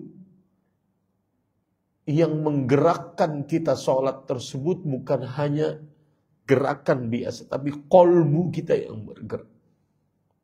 Kenapa ini saya harus sholat? Kenapa? Kepada siapa saya menghadap sholat itu? Itu beda memang dengan makhluk, Pak. Kita ini suka mendendam. Kita ini suka susah memaafkan. Tapi contohlah Allah Subhanahu wa taala dengan sifat-sifatnya. Itulah salah satu faedah belajar tauhid kepada Allah Subhanahu wa taala. Dengan seperti itu hati akan tenang, Pak. Hati akan nikmat hidup ini. Itu yang disebutkan oleh Rasulullah SAW. Thalathun man kunna fihi wajada bihinna halawatal iman. 3 perkara, siapa yang ada di dalam dirinya 3 perkara tersebut, dia akan mendapatkan manisnya iman. Manisnya iman itu lapang dada. Meskipun mungkin ekonomi sempit, penuh dengan kesulitan hidup. Lapang dada, nafas bisa dalam, tidur bisa nyenyak, bisa tersenyum dengan penuh keikhlasan terhadap orang lain. Kalau ketemu dengan orang lain, yang dia ucapkan hanya alhamdulillah. Alhamdulillah. Alhamdulillah. Karena dia memiliki Allah yang sangat mencinta kepada hambanya. Sibukkan diri dengan mencintai Allah, Pak. Jangan sibukkan diri dengan apa yang dikatakan oleh orang lain terhadap kita.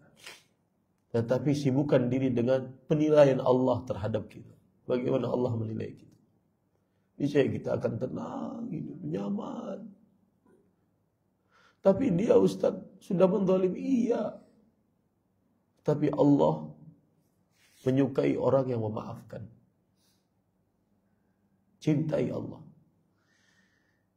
Di dunia ini tidak ada yang lebih nikmat dibandingkan cinta dan mencintai Allah Subhanahu wa taala. Saya Pak, jujur saja, sepertinya sudah habis dengan dunia ini. Selesai sudah, Pak. Gak ada lagi keinginan apa yang sudah saya dapat. Apalagi di hari-hari anak-anak sudah besar-besar, sudah ke pesantren, kita cuma berdua. Hari-hari yang paling indah yang saya hadapi dengan istri. Apalagi yang ingin dicari? Tidak ada kecuali ingin lebih dicintai oleh Allah Subhanahu wa taala. Selesai sudah kita dengan dunia ini. Ad-dunya mal'unah wa mal'unun man fiha illa dzikrallah wa man wala aw 'alim wa muta'allim. Dunia itu terlaknat. Dan terlaknat orang-orang yang ada di dalamnya. Kecuali zikir kepada Allah. Mencinta Allah Subhanahu wa ta'ala. Dan apa saja yang menghantarkan kepada mencinta Allah. Serta orang yang berilmu dan mengajarkan ilmu agama. Maka maafkan orang yang berbuat zalim tersebut. Karena Allah Subhanahu wa ta'ala menyukai orang yang memaafkan. Lebih mendahulukan kesukaan Allah Subhanahu wa ta'ala. Wallahu a'lam. Kira-kira itu yang bisa disampaikan Bapak, Ibu, saudara-saudari yang dimuliakan oleh Allah. Subhanakallahumma hamdik, asyhadu an la ilaha illa anta, astaghfiruka wa atubu ilaik. Sallallahu alaihi Muhammad walhamdulillahirabbil alamin. Wassalamualaikum warahmatullahi wabarakatuh. Waalaikumsalam.